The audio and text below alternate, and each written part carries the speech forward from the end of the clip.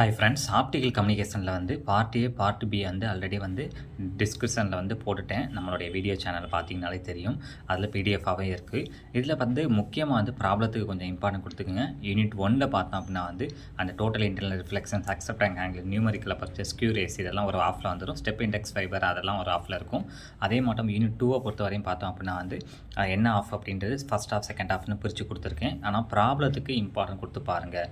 Problem கட்டாயமாக இருக்கும். Laser எல்லாத்துலேயும் வந்து ப்ராப்ளம் வந்து மேக்ஸிமம் இருக்கிறதுக்கு வாய்ப்பு இருக்குது. மெஷர்மெண்ட்டில் மட்டும்தான் உங்களுக்கு ப்ராப்ளம் இருக்காது. அதனால் வந்து மெஷர்மெண்ட் யூனிட்டை ஃபுல்லாக பாருங்க. அதுதான் வந்து ரொம்ப முக்கியம்.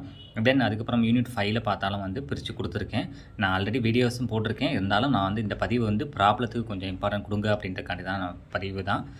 ஃபஸ்ட் யூனிட்டையும் ஃபஸ்ட் யூனிட்டையும் ஃபோர்த் யூனிட்டையும் கொஞ்சம் நல்லா பார்த்துங்க. அது கொஞ்சம் வந்து உங்களுக்கு யூஸ்ஃபுல்லாக இருக்கும். இன்க்ளூடிங் ப்ராப்ளமும் பார்த்துங்க. ஃபஸ்ட் யூனிட்டில் ரொம்ப முக்கியம் ப்ராப்ளம். சரிங்களா? தேங்க்யூ.